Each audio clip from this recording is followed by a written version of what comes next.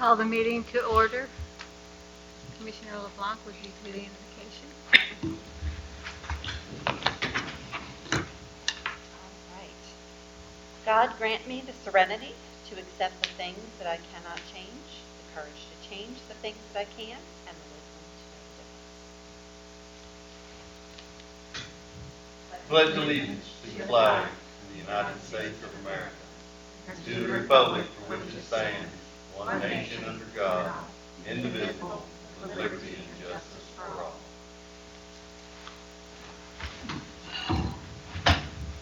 I don't see any members of the public here, so we'll skip the public comment section. Can we get an approval of the agenda?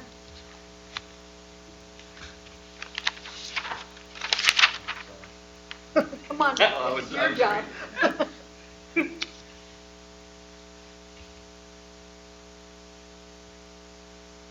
Oh, yeah, I'm Yeah. sorry. Motion to approve the agenda. Yes, motion to approve the Just trying agenda. to finish. I'll second. All in favor? Aye. Okay, unanimous. And approval of the consent agenda. I'll make a motion to approve the consent agenda. Okay. I'll second. Thank you, Mr. Timmons. All in favor? Aye. Unanimous.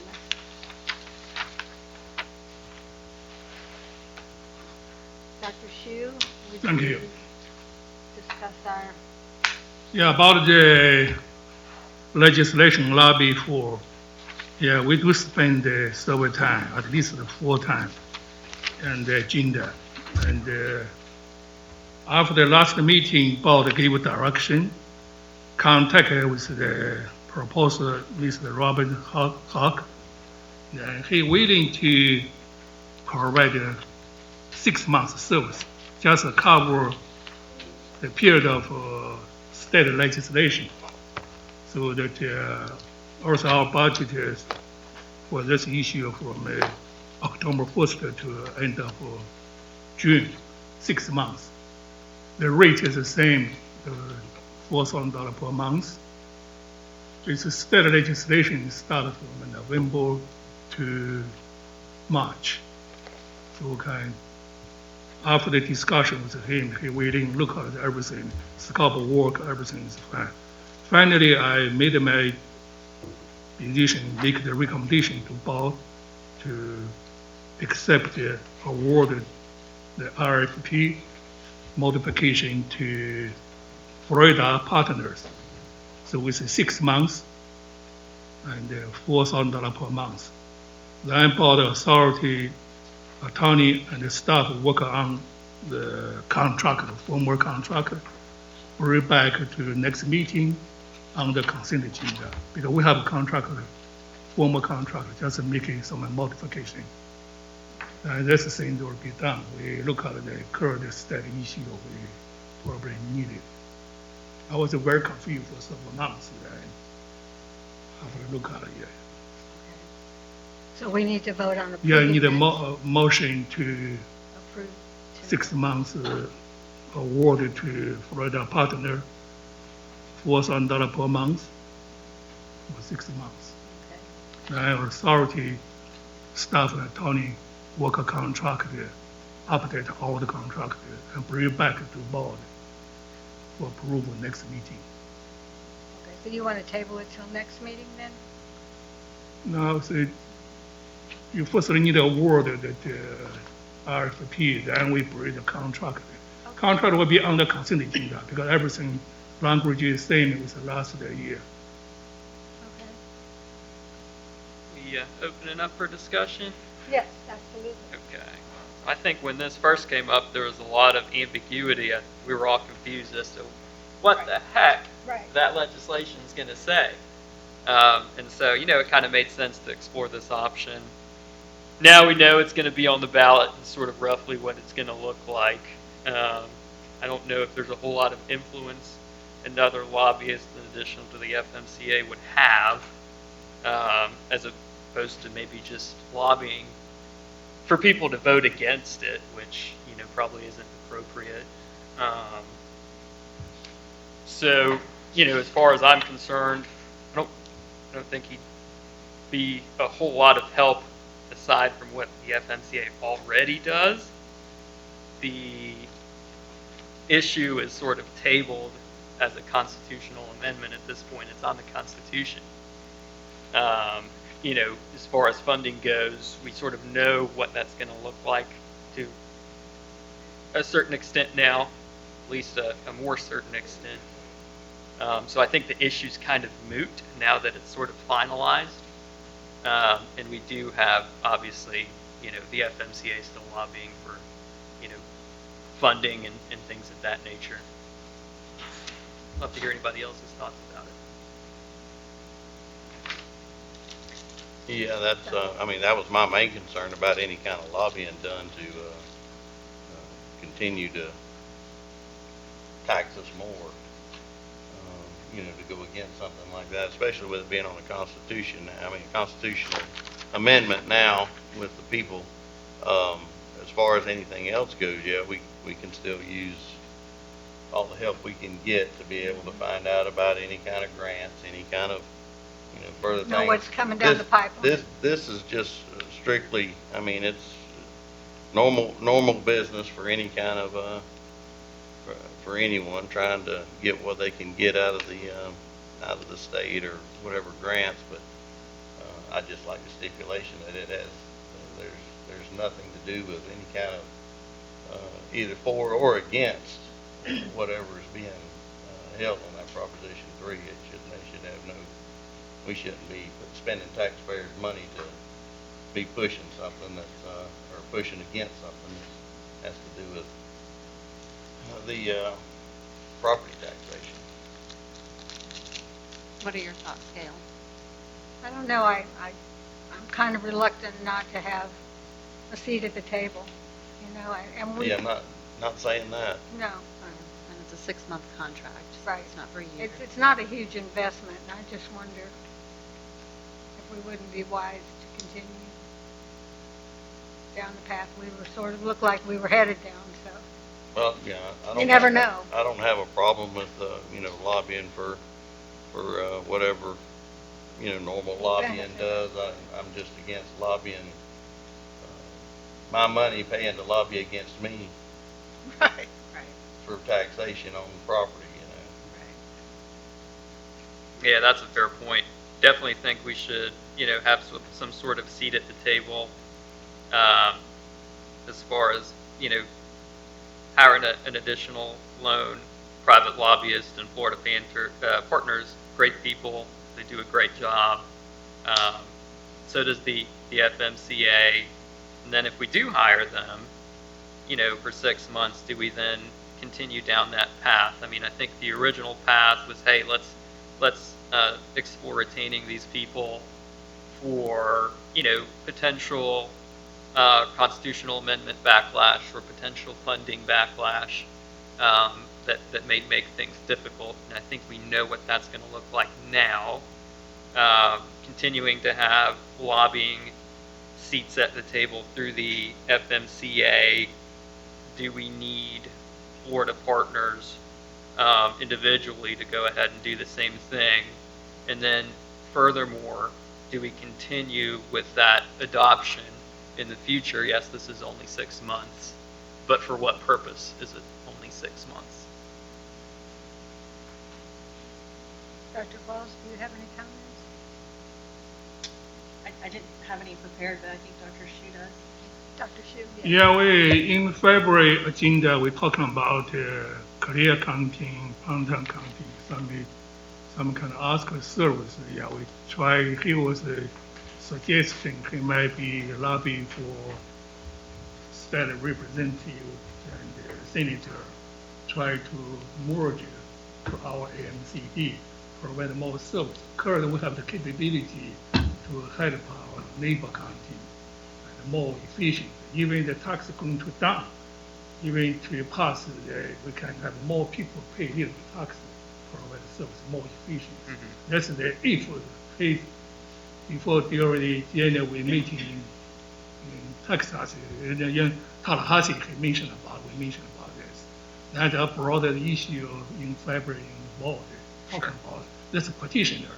Also in March, that Clear County set ask a RFP, request for proposal for their mosquito control. Ask we help, but the time too short, we need it. Also, that representative said they're interested, we try to help their commissioner to hear with them. And like our board make a decision, accept or not, provide service for that. That'll become motor counting mosquito control program. Now they're taking another advantage. We provide the education center, some testing, machine workshop. It's another help there already. I think that's a good point. So if we do decide to expand, perhaps it might be helpful then to have a lobbyist to ensure we can get, the necessary funding to keep taxes low and then expand to those additional counties. But perhaps we should see what that'll look like first. We should do a study on, hey, if those counties want to go ahead and vote for that, then let's explore perhaps hiring a lobbyist to advocate for us in that regard. Yeah, also he helped with the legislation, with here, senator and representative. He still has one representative has not visited. In his plan, he tried to bring more legislator to come here and visit to get more education, training, and help with the issue. So we have the capability to help other small county, small program. Dr. Wells, did you have a comment? Yeah, to that point, I think that, so we were approached by Representative Sapp, right? When we were there, the conversation was around, oh, you guys do a great job. What would it look like? How could we potentially, collaborate on this, right? But I think that it's not going to go out to their constituents for that, right? It's going to be something that's going to be done through the representatives in Tallahassee with their wantingness and willingness to help their residents in specific areas, because it wouldn't be county-wide, right? It would probably be portions that are most impacted that they're needing help with. And so I think that, those conversations happen and they get directed by the lobbyists that are there advocating for, for our program or for other programs to receive that public health benefit, right? So I think that that's kind of the vision, is having someone start those conversations, because it will require a lot of effort, because I believe the laws have changed a bit and how we could expand our boundaries, right? And so having somebody there to help navigate that and give us guidance would be really important. But in addition to the points that you guys have made, is that if Prop 3 passes, right, and additional funding is going to be sought through Tallahassee, then certainly having somebody that can advocate for funding to come here, right, would be very beneficial, because that's kind of what I see, or that's what the structure has been stated, right, where programs are going to potentially lose money, counties, special districts, that then Tallahassee is going to be the entity in which you're looking to get additional funding, right? That's my understanding, or at least through what I've read and heard in conversation. And so having somebody would potentially be helpful, if we're at a deficit and we need additional funding for an emergency response or something like that, that we would have somebody in our corner there to go, within that same day to get somebody in the room. Because that's kind of what happened in the last situation, is Hawk was able to get in the room within the next 24, 48 hours, right? So he seems to have kind of that ability to maneuver there that would potentially be beneficial to us. And yes, FMCA does have a lobbyist, but again, we have to remember that they're lobbying for the entirety of FMCA. And so in that particular case, it wouldn't be for AMCD or for Collier County or for another program. It would be for FMCA as a whole, which they do a great job of doing that. And that's why we've been successful, for the state budget, as well as the research funds that go to, FMEL and other programs. So that's just something that I would highlight in this conversation. We received any pushback in the proposal to expand that you're aware of? So because there are new guidelines in place for expansion, We would need to become familiar with those and understand how that would work. Now, Collier County has just recently gone through an expansion, and so they would be a great resource to kind of understand how they went about it and getting that approval but that was within their own county, right? So now we're looking to expand outside of St. Johns County.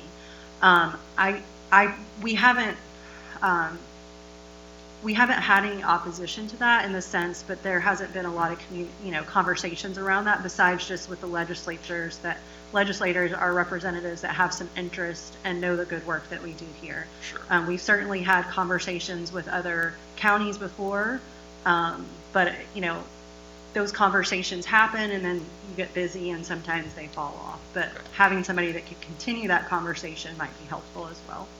Sure. Ms. Hodges, are you familiar with the legalities of such expansions, or are you capable of becoming familiar if needed? Expanding its boundaries? Yeah, there's definitely state statutes, and I've had some preliminary conversations with Dr. Shu about it, and no question you'll need legal counsel to help with that. Sure. So yes, the answer is yes, I'm familiar and would need to become more familiar if you actually decide to go down that path. Right. Okay. You feel fairly comfortable that you'd be able to become familiar with that if needed?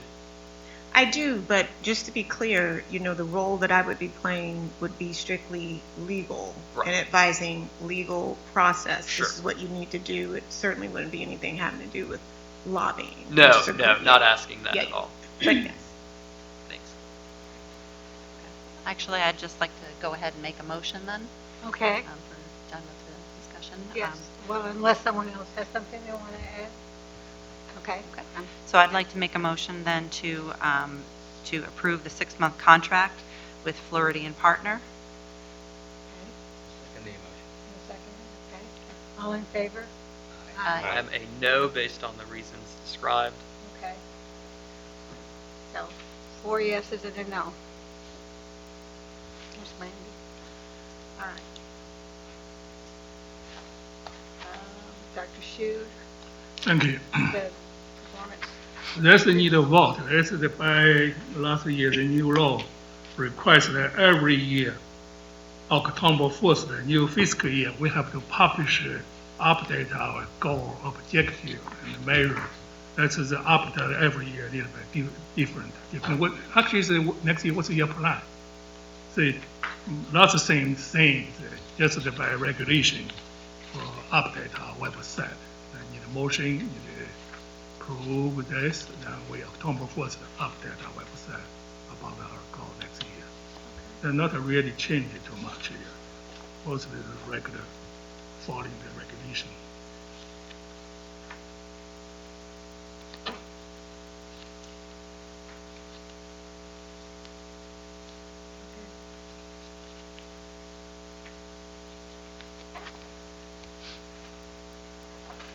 So is this something we need to vote on? Yeah, you need to vote on. Need to vote on accepting that? Yeah, need a motion to accept it, yeah. Okay. Anytime can update. Well, I'll make a That's the- motion to accept it. I think it's Just wonderful. following the regulation. I'll second the All motion. right. All in favor? Aye. No one opposed? Thank you. All right. New business. Mr. Duet?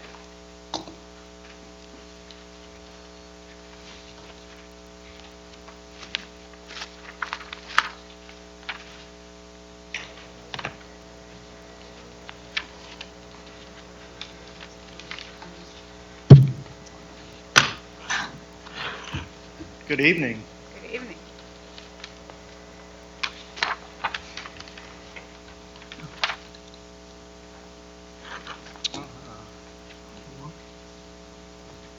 Morgan Duet, Anastasia Mosquito Control. I'm the Assistant Aviation Supervisor down in the hangar at the back down there. I'm going to do an update, brief on how we're looking down there this year and futures to come with our aviation program.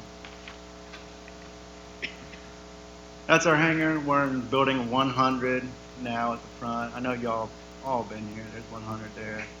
I'm down here in the hangar. All this encompasses aviation. I mean, it's all of the district, but it's far as the aviation goes, it's 3.5 acres down there. 4,000 gallons of Jet A fuel we use for our helicopters. That field down there we use for a multitude of things. Operations uses it, ground operations uses it. The lab uses it, science uses it. We use it for different testing, calibration, characterization, repellent testing, and so forth. Future recommendations for the hangar. We do a couple conferences each year. We do the Arborvirus Conference in April, typically March, April. This year we did a Florida Entomology Society. We hosted that with them, and then the FMCA fly-in, Florida Mosquito Control Association fly-in.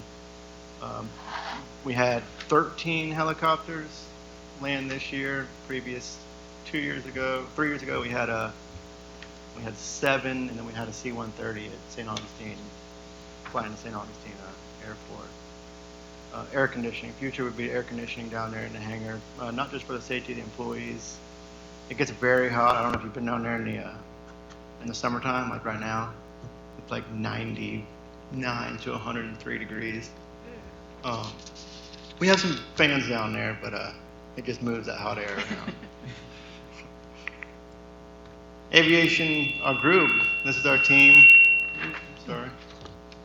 Jasmine is our new UAS pilot. He started with us in February this year. Brandon is our AMP mechanic, airframe and power plant mechanic. He works on all 3 helicopters and then anywhere else that we need help doing the airboat, the drones, UAS. This leads to Kyle, who is another UAS pilot, and also our airboat operator. Scott is our pilot, and that's me, assistant supervisor at the end. Purposes of the aircraft. Number 1, first and foremost, larva sighting, adult sighting, and surveillance. That's what we bought them for. That's what we use them for. That's what they're for. Advantages versus the ground operations. More efficient as far as treating large-scale areas in quicker time and just more efficient, more speed, larger scale, easier to get more product on the ground in a short amount of time. Number 1, 874 Mike. This is the first helicopter we bought in 2018 from Lee County Mosquito Control District as they were phasing out their Bell 206 Jet Rangers, which is what we have there. Phasing all their birds out for Airbus H-125s. We ended up picking this one up. In 2018, we use it for primarily larva sighting. It's a dual purpose though. We can put our adulticide tanks on there as well if needed. Dual crew, Scott and myself are both in there day to day when we're doing larvicide missions. AgNav is what we use for calibration, characterization, and all of our spray information, meteorological data, so forth. Those numbers there, that was at July 2026, they are updated. XRG is a methoprene. It's a larvicide that we use for larval mosquitoes. So far we've done 1,110 acres as of today, 17,760 pounds. BTI, another larvicide we use for larval mosquitoes, it's 568 acres. So a little adjustment there from July because we've been treating pretty much weekly with all the rain that we've been getting. 569. 569 is one of the military helicopters we bought in 2022. It's also a dual capable. That's the adulticide tank underneath it. For adult mosquitoes, it's used at night only. We can switch that helicopter with the other one as far as our spray systems. They're both interchangeable. That one at night, it's always done at night, night vision goggles.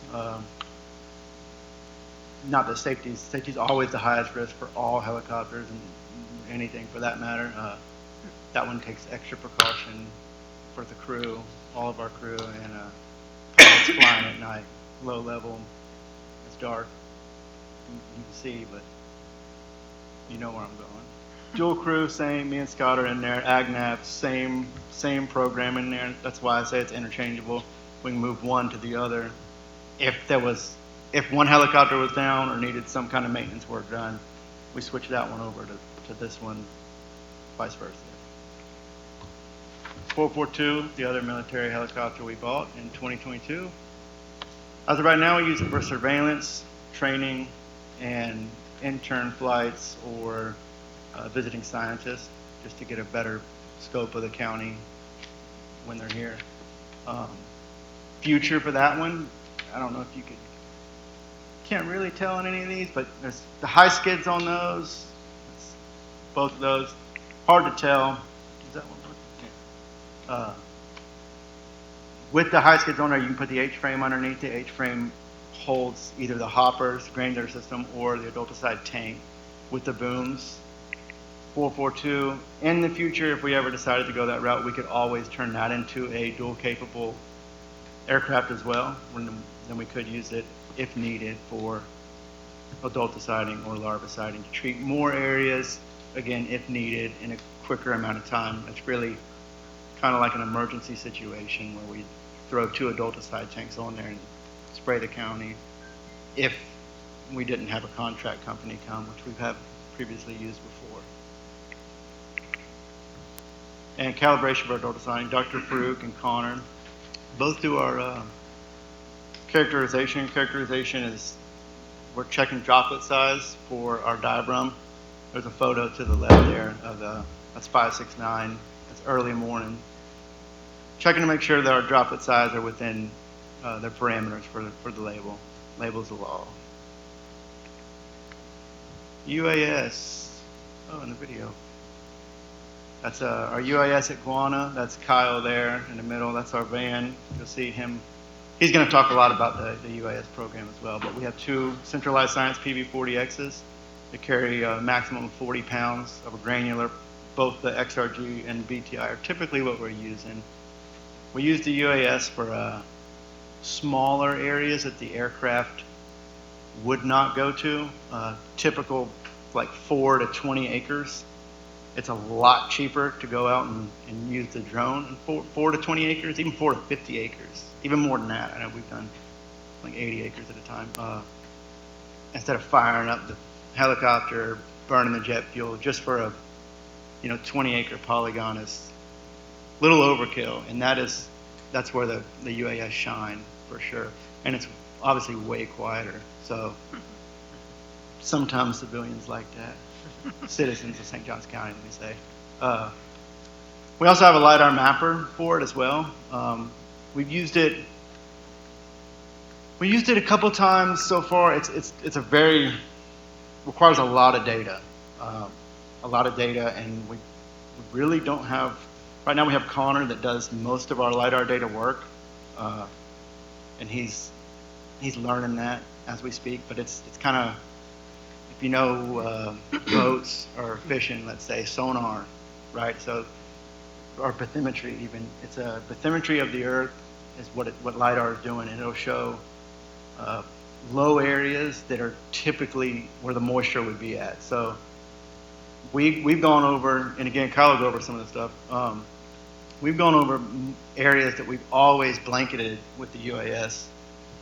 That's, let's say, 40 acres. We'll hit it with a LiDAR, which is just a camera system, run over it with the LiDAR, come back and be like, hey, that 40 acres that we've historically been treating, we really only need to be doing, let's say, 9 acres. I can't remember exactly what the numbers were on the plot that we did, but substantially change that.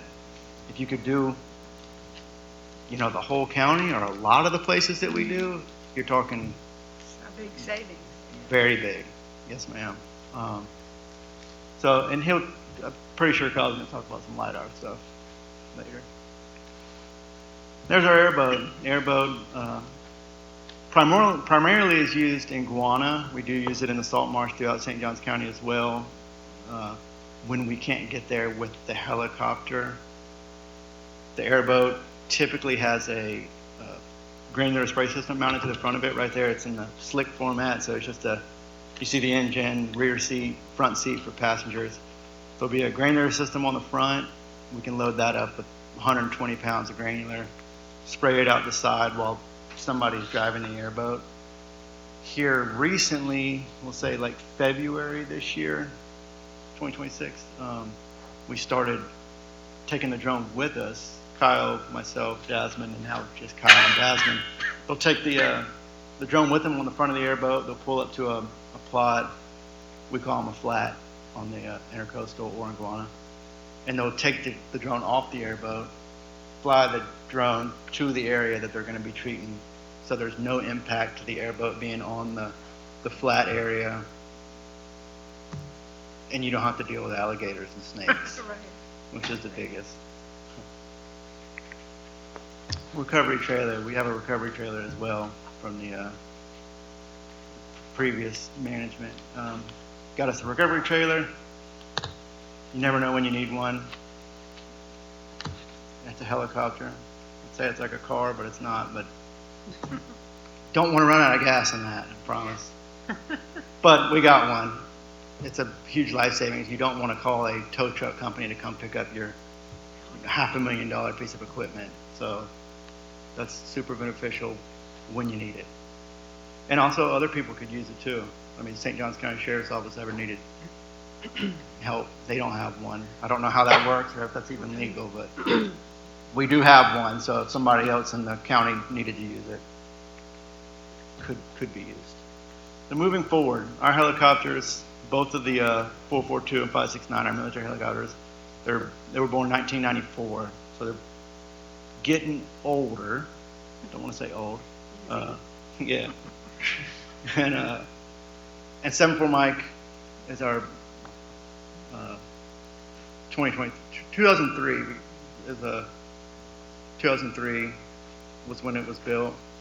So they're both, or all three of them are what you would consider old, maybe, as far as a helicopter goes, or an airplane for that matter. Not so much. Looking at our, integrated pest management plan or mosquito management plan, typically with the district we do 100,000 miles, 10 years on a vehicle. So a dual purpose UOV, larboard truck. The helicopters, obviously they're more expensive and maybe you don't do the 10 years. They obviously don't have a 100,000 mile time frame. It's not done by the hour. But with that said, there's a lot with the helicopters right now that we're going through a lot of maintenance procedures, and we'll continue to go through that because of their age. So there's a lot of parts that keep coming out that we're having to replace, and it's the longer we keep them to run, really the more expensive it's going to cost down the road. More, and not just that, parts in general for the Bell 206 are becoming harder and harder to find. Bell has phased the 206 out. They've now gone to a 505 back in 2023. I think 505 came out for civilian use and public aircraft operations, which we are. Since then, those parts I'm talking about for our Bell 206, people are holding on to them. They know what they got. So if you want them, you're paying a high dollar for them, for one. We do have a ton of stock upstairs in the hangar, and as of right now, we're pretty solid for the next 2 years if nothing pops up. For example, Bell sent out this is called an alert service bulletin.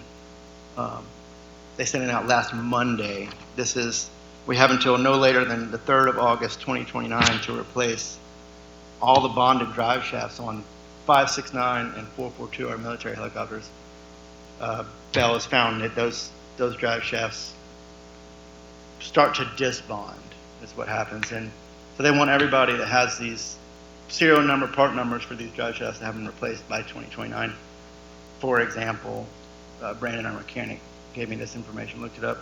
442 and 569, both, it's about $44,000 total to do both of them, $22,000 a piece, which is a cost that came out of nowhere, really, and that's going to probably continue. They're going to start sending more and more stuff that way, and really, it's just them slowly phasing stuff out.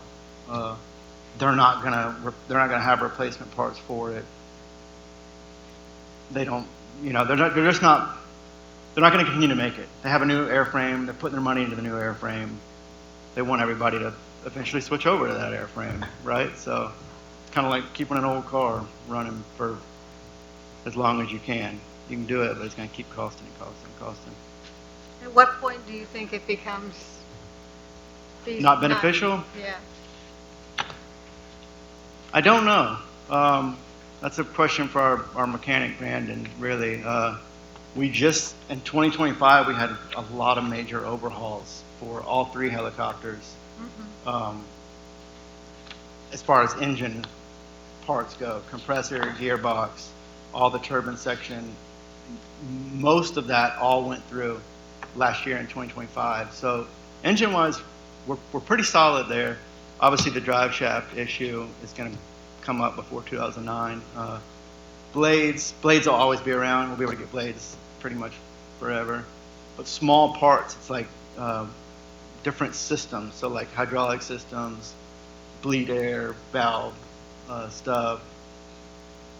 I mean, that type of stuff is going to slowly start to phase away or be extremely hard to find. Or you're going to find it on old aircraft that we can buy it for, let's say, I'm just going to throw a number out, we can buy it for 20 grand, but then we're going to have it overhauled. Overhauls may cost $40,000 for a part that we should be able to buy for 20 grand flat. But now you got to go have it overhauled. You got to have a new, they call it 8130. You got to have 8130 put on it. And so it's a headache for Brandon, for our mechanic. It's a headache for all of us, technically. In the long run, we're just going to be spending more money on it. It's just hard for him to get in those books and find that stuff all the time. Everything's paper, being as old as they are. So he's constantly scrubbing our books, making sure everything's up to date. And stuff like this comes out. And Bell emails us anything in our serial number and part numbers. We get all that. So typically, he sees this stuff immediately, which he did last Monday. Gave it to me, or the 26th, so a couple days ago. Yeah, I can't answer Right. how long it'll last. You don't have a crystal ball. No, ma'am. So future, a lot of mosquito control districts in the state of Florida are phasing out either their 206s, 206Ls, McDonnell Douglas 500s for newer helicopters. Really 2 options, 3 options maybe, depending on how you want to go about down the road. Number 1 right now in the spotlight is the Airbus H125. That's a brand new one from East Flagler Mosquito Control District, south of us here. Lee County's got some, East Flagler's got some, Polk County's got some, Monroe, Florida Keys have some, We have 6. Collier just got a brand new one. Collier County. There's a lot, and they're popping up all over. Main reason is Airbus is in cahoots with a company called HSI. HSI does all the AgNet. They do all the spray equipment. So you're able to go buy a brand new Airbus and then give it before even taking ownership of it. You give it to the company HSI, and HSI outfits it. As you see there, that's East Flagler's, like I said, with the hoppers on the side, with the adult-to-side system, and it's all plug and play, dual purpose. Everything comes off, goes on, and they do. That's double the size of our helicopters that we have right now. over 2 times the capacity. So those hoppers there are 1,000 pounds a piece. We have 400-pound hoppers down there. Our fuel tank's 92 gallons, depending on which helicopter you're talking about. Theirs is 142. It does burn more. It's got a bigger engine, more power. So it's also able to carry more. But they weigh each other out. More fuel, being able to carry more. They do, which I'll move. Let's see. Yeah, here we go. Comparison here. Our Bell 206 Jet Ranger. Adult deciding, which is the night mission we do. We do about 25 gallons. We have a 40-gallon tank. A barrel of diaphragm is 30 gallons. Most districts with other helicopters are able to do a whole 30 gallons, typically. We do 25 gallons because our payload is maxed out at that point. We can't put any more in that helicopter, it won't come off the ground. So 25 gallons, myself, Scott, no doors, bare minimum, everything else we can get. We're roughly 25 gallons. Obviously, depending on where we're going in the county, we got to have enough fuel to get there. So it's a fuel to product, scenario. The Airbus example, I'm using their example in East Flagler. They have a 70-gallon tank with 2 pilots down there, doors on.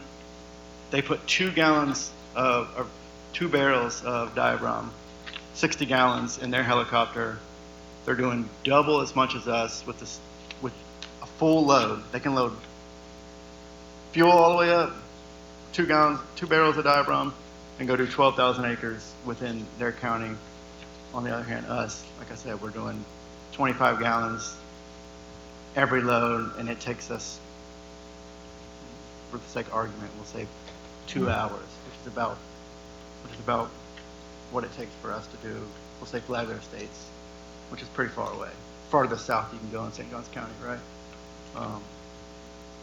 Or even northeast St. Johns, Fruit Cove. 2 hours for us to do one load versus them, he can do 12,000 acres in about 2 hours, an hour and 50 minutes. Big difference. Substantially more. And then the hoppers, I told you, we got 400-pound granular hoppers. We do 10 bags a piece. They can do 25 bags a piece, so they're more than double there. This here is just showing square miles within each county. Extremely hard to see the green. The green there is all the counties throughout the state of Florida. Top one up there is, I believe, Palm Beach. But anyway, what it's showing there is all the yellow, everything in yellow on the left side is going to be mosquito-controlled districts, and these are all districts with Airbuses, not just, so let me rephrase, these are not all the districts in the state of Florida. These are districts with Airbus H-125s. There is one on there that does have a Bell 407 that I accidentally added in Hillsborough County. I have a 206L and a 407. Wherever they're at. But anyway, as far as square miles goes, you see us down there. St. Johns County's farther at the bottom, we'll say a quarter of the way up, in the blue. And then over to the right is showing the average income for the wealthiest counties throughout the state of Florida, where we lead there with at the top. So number 1 for wealthiest counties, we're a quarter of the way up the list on the square miles per county. This is a comparison. To the left this is AgNav. So AgNav prints this out after we get done doing a spray mission, whether it's adulticiding or larviciding. To the left there is a typical area for us. That's East St. Johns Avenue in Hastings, south of here. That's 1,200 pounds. We did 1,200 pounds, took 4 different loads, 4 hours of flight time. Then you look to the right, that's, again, it's East Flagler Mosquito Control. I use them as an example because they're our neighbors. TC gave me this. It's a lot more widespread area. They're doing 1,680 pounds over 4 different polygons. Takes 2 different loads, 1.5 hours of flight time. Just a comparison of, again, the 206 and the H-125 airframe. To add to the H-125 and the 206s, less time on the ground. And in aviation, most accidents happen during takeoff or in landing on the ground. You want to get away from the ground as fast as you can. Obviously for us, we stay at like 80 to 300 feet all day long. So we're pretty close to the ground anyway, but the least amount of time you're on the ground, fueling with your crew. So we do all of our hot fuel on the ground, fueling with crew, or loading pesticides on the ground is a safer time. You mitigate that, less time on the ground. You know, you don't have to worry about people walking into you, which we do. I mean, obviously, you land a helicopter in the middle of we use football fields pretty often. But we have a good crew, and everybody keeps everybody away, and we have cones and the whole nine. But you know, you never know, right? Yep. So less time on the ground is always better. Plus, it's more efficient. You get stuff done. That's it for me. Very good. Appreciate you coming and presenting. Thank you. Yeah. Does anybody have questions? Yeah, on the, when you're in Hastings there, y'all got a support trailer with fuel and everything that y'all can come in and We do do. right there, and I know that's where they always land. Life Flight and everything comes in right there, or if it's further down, they'll come in down there at Flagler Estates, but we do have the Hastings International Airport there. That's actually what we use, Earl Air Park. Okay, all right, I didn't. For that one, we use Earl Air Park. A lot of other places in the county, we do use football fields, soccer fields, county parks. Because it's already, I mean, it's already set up for that, and it's got more. Yes, But sir. one thing I wanted to ask is the, we still use a little bit of air tractors around there. Oh, yeah. Is there a benefit to contracting out some of the air tractors that are already there in that area to do some of that? Because there's, y'all need it for the areas around like town, like downtown. Yes, But sir. if you try to get out some of the outlying areas, would the air tractors benefit any? I'm not sure. Is there any kind of special changeover that needs to be done? That's what I was going to say. I'm not sure what Y'all are using granules and not? we are. Yes, sir. And I know most of the air tractors, or Yeah, at least it's one of the gonna guys be I liquid. talked to, is a liquid. He Yeah, uses a it's liquid. gonna be liquid so it can atomize.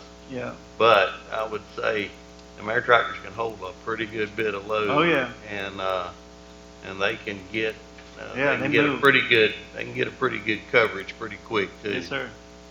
For sure. They would have to be licensed, though, as a public health pesticide applicator. Registration. Yeah. So typically, the ag crossover Mhm. is, they're separate, right? They're separate licensing, Yeah. so. Yeah, well. And the equipment, it's, also, the calibration is very specific to the label laws. Well, I can tell you right now, they're definitely gonna be specific on their calibration of what they're putting out, because they have to report all that, and it all has to be part of it, but I was just curious about that, because we still do have a few left. It's going out of style. We've got contractors using helicopters that come in now. Yes, sir. And then, of course, you've got the, your regular ground tractors that are doing, Oh, yeah. they got a 60-foot spray arm now that they run across the fields with, so it's basically like an airplane flying across there, just a little Oh, closer. yeah. We can always look at aircraft, too, a fixed wing in the future as well. Mm-hmm. Lee County's got two, well, they have one now, Beechcraft King Air, and it is that's a workhorse there. It's a Well, nice- how does Chinook? Y'all just sit there and throw it out the back. You Probably, load- you probably load a lot of everything money you to got. maintain. Have to take I'm a not tour sure. in that one. Really? You can load everything you got up there and just throw it out the back. Yeah, you ain't lying. For sure. And then land in the water if you need to. That's right. All right. Well, we thank you very much. We thank Yeah, y'all thank you. for your hard work. All right. Appreciate it. Mr. Arbor, talk to us about drones. I'm gonna try to. Morgan's still a little blind out there, so Yeah, trying to get some of that back. there you go. Well, I am Kyle Arbor. Is this a clicker? Yeah. I am one of our UAS pilots here at AMCD, and I'm just going to give a little brief overview of our program and what we've done for the last couple of years. So first off, why drones? Well, drones are becoming a very popular tool in our industries and industries alike. As Morgan said, it gives us capability to access areas that are either inaccessible for our ground technicians, and for areas that are either too large for them to treat by hand, and also gives us the capability to treat in a more precise manner, and that is less invasive than our conventional aircraft. As Morgan said before, our county is really not used to seeing low-flying aircraft yet. They're seeing a little bit more of it this year. So for one, it is definitely a less invasive manner. It is definitely lesser cost than trying to take out the conventional aircraft, helicopter. That all entails of fuel, personnel, driving to those areas. And it's a little, in my opinion, it is a safer manner, because just for taking out the human element just in case of an accident. So we are here in St. Johns County. We are 609 square miles roughly. We have about 112,000 acres of wetlands that is diverse from salt marshes, hardwood swamps, grasslands. Our county, we are a ever-expanding county with roughly, at this time, was around 340,000 people. I'm sure that number has changed as of now. And throughout the county, we have anywhere, we can encounter anywhere around 45 different species of mosquitoes that inhabit all different types of environments. They come out at different times of the days, and most of them are just a nuisance mosquito, but we do also have those ones that are vectors for diseases. So our program essentially began back in 2024. One pilot at the time, which was Mr. Duet. We had one drone, had a few sets of batteries, and as he said before, we had our LiDAR camera. And we also operate under a Part 91, so that just gives out our rules and regulations that we have to follow.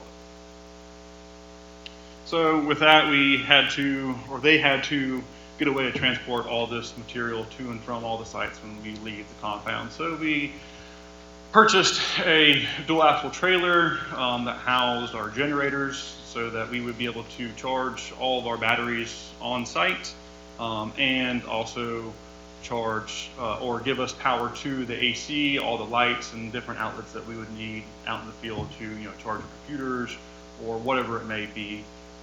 House both of our drones, or at the time the one drone, and just kind of outfitted it with some buckle systems on the flooring to secure everything while we're in transport. Nothing's sliding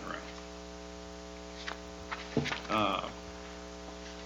Last year we really only used 2 different chemicals. We had our Vectivac G, which is our BTI, had 10 pounds an acre, 50-foot swath width, and we mainly applied that in our salt marsh areas just because of the ebb and flow of all the water. It only lasted for 7 days, so if we were to put our other chemical out there that has residual for 28 days, a lot of that would be washed away and wasted per se. And this we can reapply every 7 days with this one. XRG was our methoprene product, so that's our growth regulator. Again, we were putting out at 10 pounds an acre.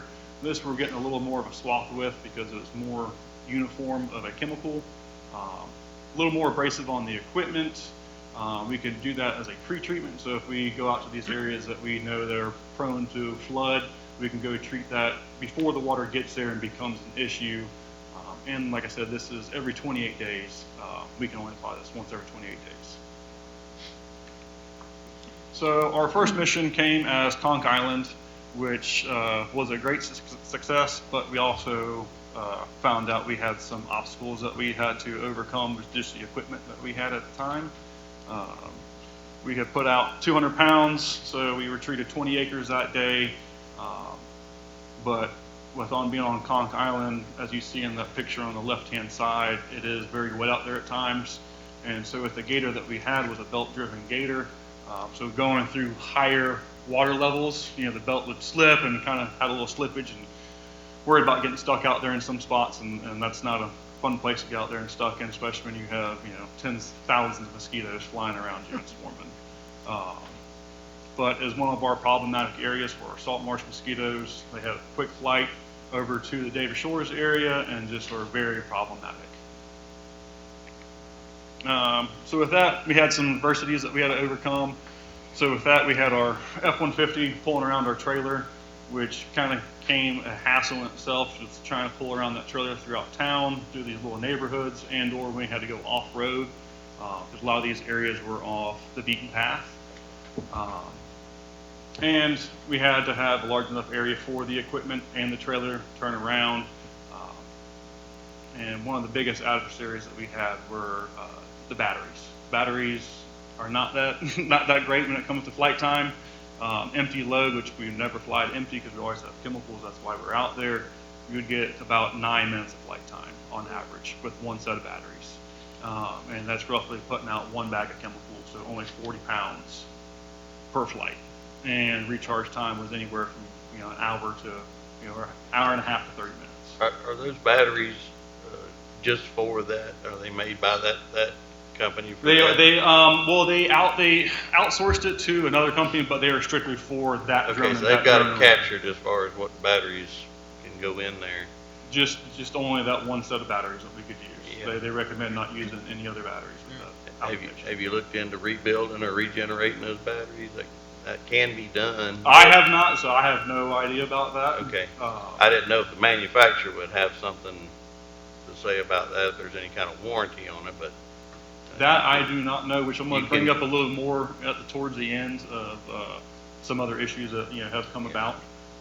But yeah, the batteries are the biggest Yeah. the biggest defeat with that with any of the UAS systems. They just the Yeah. technology is not quite there.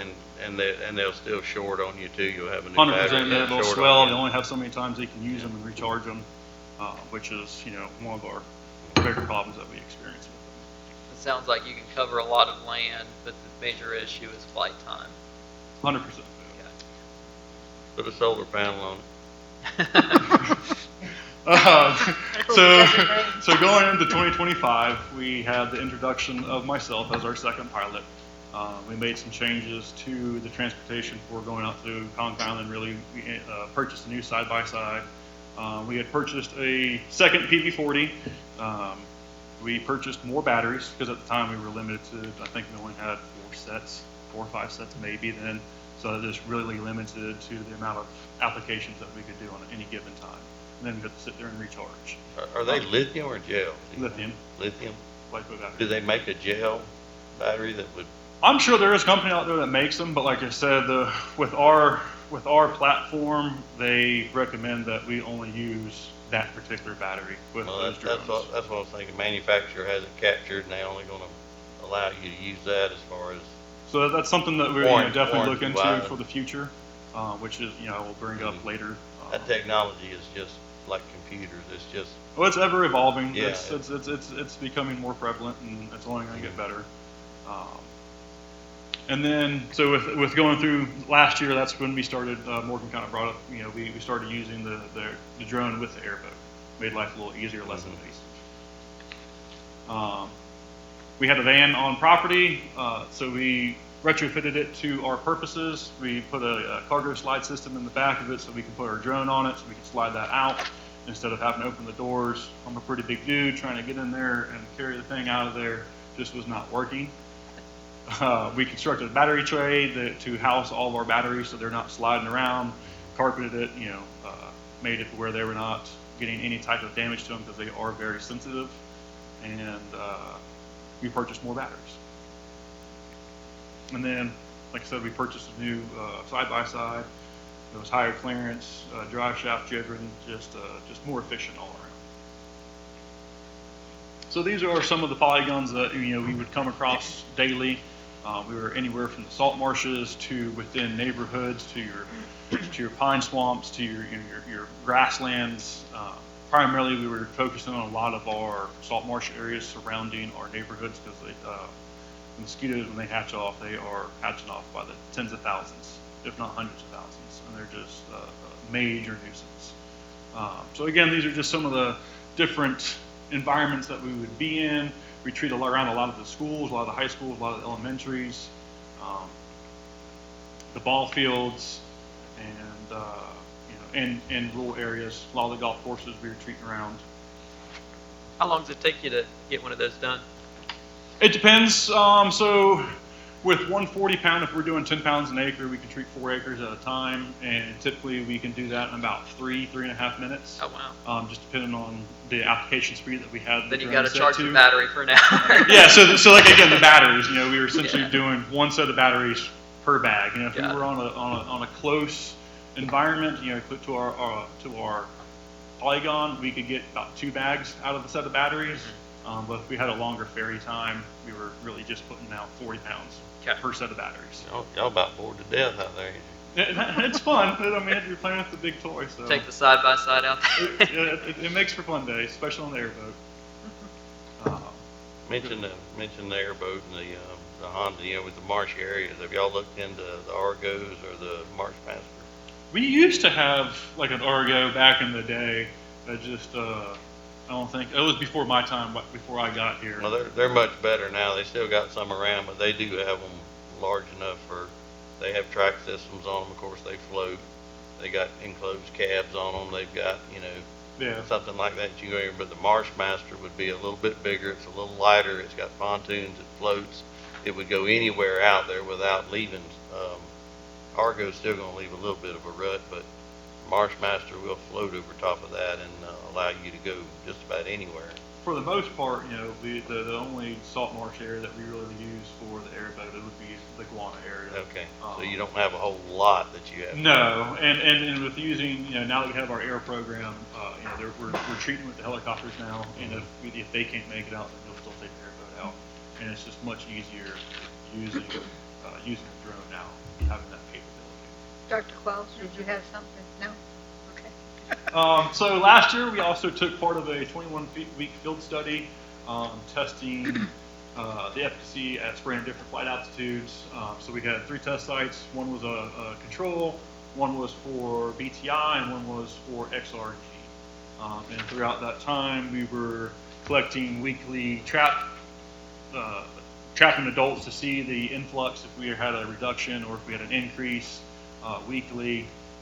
And this is also where we utilized our LiDAR camera to try and pinpoint the low areas instead of trying, blanketing the entire area. At first, we did our dry run to see what amount of chemical we were collecting at different flight altitudes. And for the most part, lower we were flying, the better that we were collecting the material, essentially what that is. So this is some of our imagery from our LiDAR camera. As Morgan stated before, it does require a lot of time, a lot of computing. It takes a lot of time to go out there and acquire all this information. But in the long run, it is beneficial. It saves the district time and money, saves chemical. So we were taking anywhere from, say a 15-acre polygon, we could take it down to a couple acres instead of treating the entire area. We can just pinpoint a couple locations. So the far left picture, you can see where it's the green trees, and then the low areas are the bright red spots. So you can see instead of treating the entire area, we can pinpoint just a couple of those locations. Same thing on the right side. Throughout that study, we did collect trap counts, and essentially what we found out, either it was due to the natural environments and the rain, but we were just not having a great efficacy with treating the adult population. The adult populations were still there, whether that been the natural environment conditions and or just per se some resistance to our chemical, which is one reason why this year we started going to higher application rates. So this is our airboat program. Morgan kind of talked on that. This is some fun times. So before the drone and before the hopper, back in the day, we'd have to drive on the flats, get out, walk it, treat it by hand, have backpack sprayers on, whether it be liquid BTI or we're treating with granule treatments. But in those situations, you're walking through grass that is waist high sometimes. You can't see what's at the bottom of your feet, dealing with alligators, spiders, wasps, the whole 9 yards. Anything that Florida has to throw at you, we were coming across. So with the introduction of our drone program has been very beneficial with this. It's a lot safer. It's a lot more efficient. So now we're not having to drive the airboat onto the flats per se and not necessarily destroying the ecosystem, but it's leaving less of a footprint in these areas. So with that, I think we got the videos.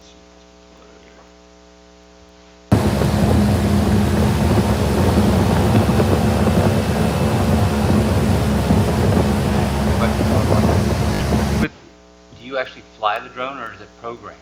Both. So, Because with the LiDAR, you could program it, right?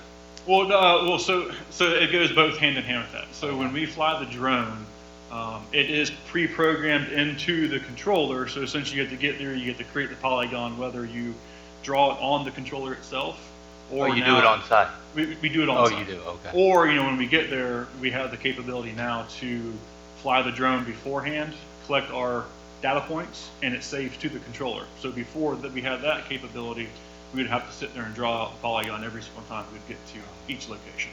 So now we can save each location into the controller. When we get there, pull up the polygon, we can change the line of attack, so, depending on which way the wind's blowing, and it's essentially autonomous once that happens. So essentially, whenever we are applying the pesticides, it is flying autonomously. Looks like you're in Guana. Yep. So this is guana. Yep. So this is actually one of the flats that we treat that we're going around, and so this just kind of give you a little heads up of what we do. The drone would be on the bow of the boat. We'll go from one spot to the next. We'll try and find dry enough area to deploy our, we have a little pad that's probably 4 or 5 feet in diameter that we'll put out, set the drone on top of that, and take off from there, and we will treat, the areas that we're trying to treat. Sometimes we come there and we'll find alligators that are right in our spot and have to fight them off a little bit. Looks like you're in my redfish spot. Yeah, oh, there's definitely some big redfish and trout out here for sure.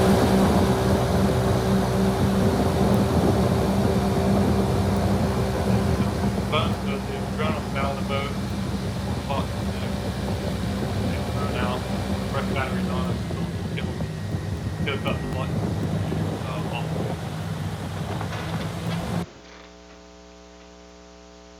And so on the picture on the left is that same flat that we've just been around.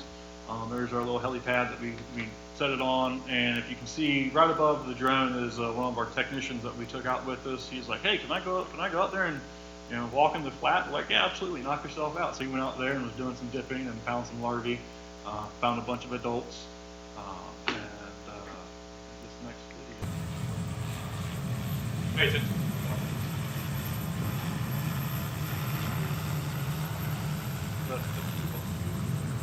Treat that stagnant water where the water gets high enough, really where fish can't get into it quite yet, and it's just perfect breeding grounds for mosquitoes. And out there we have, abundance of species that we can come across. Mainly it's our salt marsh mosquitoes, but if we have a lot of rainfall that we get out there, we get a lot of flood water, so we get different species of mosquitoes that come out there. And it is a major problem that starts popping off. So having the drone program now with the airboat program has been very beneficial. And now that we have our helicopters up and going, it makes life a lot easier as well. So last year we put out 4,600 pounds of ETI and roughly 3,000 pounds of XRG. I think that was pretty good for our first year when it was just Morgan and myself out there. We were doing a really good job, I believe. And definitely, because last year, our aircraft were down for maintenance issues, so the drone was our sole air program. And I think we did pretty good last year. So going into this year, a couple things. We had the introduction of Mr. Desmond Hackney as our second drone pilot. He has taken all of the exams, passed all of his licenses. He has been a very great asset to the program down there. Has a lot of interest in everything, because down there we are all hands on deck, whether we're doing the drone for Desmond and myself, and then when we have helicopter missions, everyone's involved. So he's been a great asset down there, shows a lot of interest in learning all the aspects and everything that goes into it. This year we've been still testing some new products. As I said before, we kind of had some resistance, and we weren't seeing quite what we wanted to see efficacy wise with some of the products that we're using. So we're testing out some new stuff and getting some data with that, and possibly looking into getting a bigger drone just for more efficacy, and flight times are better. You can carry a lot more chemical in them. So currently, those are our numbers. They've changed a little bit this year. As I said before, we have our helicopters up and going now. So the helicopter program has taken over some of the larger areas that we were treating with the drone, and has taken a lot of those areas off of our back from having to treat. But we still have the capability of doing so if need be. So those are some of the numbers from this year. And so with going into the future, some challenges and considerations. For the pilots, we need at minimum 2 pilots, just in case one of us is sick or, or out of town, whatever it may be. The program still moves forward. We can take out trained crew members out with us that we have, whether that be one of us in the air program or some of the technicians that have taken interest into it, and we have shown them the ropes. So with that being said, I'm looking for, I would like to see an increase in our UAS budget, mainly for 2 reasons. First reason is for that second UAS pilot position, which Dasmond is, he's been trained for. He's doing a great job with it. Like I said, he has been a major asset to our program down there. So that would be essentially for a title change for him and compensation for, the duties that he is performing on a daily basis. And secondly, for a larger drone. Because unfortunately, as of about a couple months ago, we found out the company that makes our drone is no longer in existence. They have liquidated it, whatever it may be. They're just no longer a company for the UAS side anymore. So in the near future, we will have to look into purchasing a new drone. As of right now, we have 2 drones. We purchased some, essential spare parts that we needed to keep us going. It's a great platform. Haven't had any issues with it. But like I said, the biggest downfall of all is the batteries. The batteries don't last that long. We've seen some of them last a couple seasons, and we've seen some of them last only a few months. You get a bad batch from the factory. And unfortunately, right now, that factory is no longer creating those batteries. So really, once those batteries are done, the drone's going to be obsolete. We have spare parts for it in case something happens to it out in the field or just our routine maintenance on it. But once all of those components are used, we will have to look into purchasing a new platform for our UAS program. With that being said, I would like to see a bigger drone, just more efficiency, bigger payload. You have more application capabilities with it, and just make life a little easier and more efficient for the district. And with that, that is all I have. Thank you so much. Thank you. Thank you. Thank you for your time. Any questions? We got them all out. I think so. Perfect. Yeah. Thank you all. Right, thanks. Dr. Hsu. Thank you. Just gave a little bit of summary about the air program. Air program is one of our largest budget program. So the helicopter and drone, thank you for their hard work this year. I'm very happy with the team. So they get everything running and very efficient, so that save lots of time. So it is one of the chunk budget, yeah. Close $1 million per year, they include everything. Insurance, parts, everything. Or thank you, the Morgan, and they give you the new suggestion that in future, we're looking for what's going on. We really don't need a 3 helicopter. Probably get bigger one, better one. 2 will be enough. We'll have 2, yeah. Yeah, that's kind of look at that. Also, have update, after update, we have 2 full-time AP mechanical. So the last month, the one just the military corps resigned here, join military. So they can hopefully future have 2 good helicopter and 1 full-time mechanical. They save another $100,000. So it's a process very expensive, but currently we cannot do anything. Before November, look at what's happening to the property tax issue. We need to watch the budget to keep the business doing. Thank you, really appreciate for that. That's what makes me happy when working. Did lots of work, treated lots of acre for lava set hot spot. That's the reason why mosquito population is very low. It's a custom request, so request number very low. Yeah, I can tell you from fishing guano, I feel like I'm going to go into anaphylactic shock out there.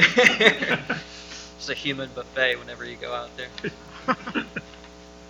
I would say my report, yeah.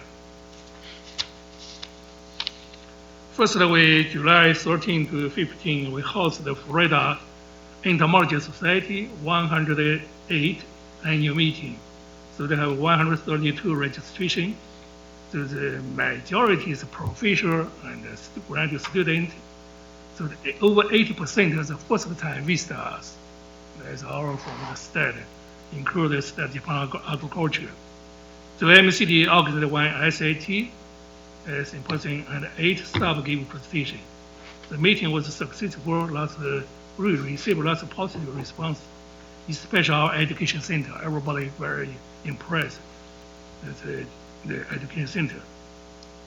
So that education training and the summer training finished, so we're into life there. And we have 2 new interns start in July. And last week we have 2 visitor students, actually this week, from Korea and started testing cooperation. So our education center was very, very short there. In July, we accepted 4,850 visitors. It was a school break. Now seems the Monday, much less here. But still, there's 60 people the last couple of days. So that's why I was surprised 73% is the first time visitor. We asked how do you know that all the mouth by mouth, the family by family. So lots coming. That was really surprising. Yeah. So very busy. Really thank you our education people and the work of the education center and other staff for the help, especially lunchtime from 10 to 1. So lots of people. The same as everybody make appointment to come here. Everybody in a long line need to check in. So I would say that invited funding by the second Asia Pacific Conference on mosquito vector control in Thailand last week. So there are more than 450 people and from over 40 countries. The meeting thing was innovation collaboration in AI, artificial intelligence, and the technology to advance vector control. There was invited organized one TROP symposium, mostly smart TROP AI, and gave a presentation overview of cellular ecology in the panel session, and give a presentation overview AI smart TROP, what's the collaboration, the TROP symposium, and gave a presentation ATSB, a structure-based in innovation technology symposium. So lots of talking here. On the way to Thailand, I was invited to stop by Singapore and give a lecture about the AMCD program. They are interested in our program. So everybody heard the AMCD currently the contacts lots, produce lots of publication, and they all try to get our information. So they gave the talk in the Institute of Environmental Health. I visited their model mosquito manufacturing. This is the second mosquito manufacturing that produces the Wabaka infected mosquito male release 5 million per week. The cover every resident equal use mosquito 5 to 7 mosquito per week. That depend on the population. Very high density of the population. So they try to control dengue fever. Oh, that's a very short. Yeah, it's very, very impressive. They're all AI control. So they produce manufacturing mosquito. I heard about it now that China has one, the first, that's the second one in the world. So other that stopped by the University of San Malaya. So they gave a lecture about AMCD program GLP. There's a GLP laboratory. I heard we have a laboratory GLP and applied research at the School of Biological Science and visited the vector control unit. And that's a vector control unit many years ago recognized by World Health Organization. So there's an evaluation center for insecticides. So anything that can take a whole world, the new formulation, new insecticide for public health, you have to get their testing. That's very clear. That's the reason we get a GLP facility. Nothing free. They come in here, they free their new technology to us. So they can pay that. They need a hotel, need a restaurant, need a help, also they pay us for some money for hire intern and part-time laboratory assistant employee to do the work. They're doing that many years. Actually, lots of idea copy from there before. So that's a very good facility. So during my flight transfer in Bangkok, I stopped with the University. They call the research lifelong learning center for urban environment and technology Bangkok. So the laboratory at the center are very impressed and well recognized in the world. Many people knew that. Lots of grant, lots of funding. So August 19 to 20, we will host the National Geographic report visitor and make a video about our operation and applied research emphasis. It will be stayed here 2 days, and following our people, staff going to field, they can take a video, some kind of show feature. August 19, we have 11 o'clock congressman we have 2 congressmen, two districts. The congressman Randy Dwell will be coming here with the plan to take to our education center. He heard lots about this. His officer called me, staff called me, they have time to 18, 11 a.m. Probably take about an hour and a half, he said, probably maximum. Then August 20, from 5 p.m. to 7 p.m., we cooperation, it's the World Mosquito Day, August 20. And from malaria, discover malaria, and discover filariasis. So the mosquito is vector that started this day. The Dr. Russell received Nobel Prize. They decided that's August 20, the World Mosquito Day. So the former commissioner and the current president of Xinjiang County Homeless Coalition, and together we together hold the event about talking about prevention and personal protection, how to protect the special group, because they are exposed to mosquito ticks every day, 24 hours in the field. So they have been worried about this kind of group. Any trouble related to disease, so they can easily become local transmission. So that it's during this time it's much worse for special group for the education. Most of the people invited the organization, no-profit organization. Some people in doing the public relation and in charge of some to that kind of work. So around 50 people invited. Yeah. Also, we try to invite our district congressman, Mr. John Russell, now has not decided. Next week will be get decided. Give a short speech. So they really invite our board member and your family and to join the event for the August 20 and 5 p.m. Thank you, appreciate for your support. Also, thank you during the hard weather every day. Our employee work very hard. And this morning, also night time supply from 2 a.m. start the supply. So lots of the hard issue. They work very hard. Thank you. Thank you, Dr. Xu. Do you have a report for us? No reports. All right. Thank you. Commissioner comments? I would just like to thank the staff for all their hard work. Want to commend the district for lowering the millage rate. It's good, Yeah. especially as property tax reform is looming. Reducing our costs while still providing quality services should be the main focus. So that's certainly a positive thing. We should certainly be bragging about it. Yeah, of course. Yeah. No comment? Yeah, I like the presentations on all what's going on with the hard assets that we have to deal with and the outcome and how they're looking at Things they deal with. trying to take care of things, looking ahead, and I know maintenance is a headache, and I know parts is a headache, and I know how that goes. So yeah, everything you can do to stay ahead of that is definitely something, because we're not going to stay dry much longer. I can tell you right now, we're going to get back to normal, and it's going to be a lot more stomping around out there in them places that ain't wet right now. They're going to get wet. So I appreciate you, gentlemen. Yes. Very much, very much. All right, the meeting is adjourned.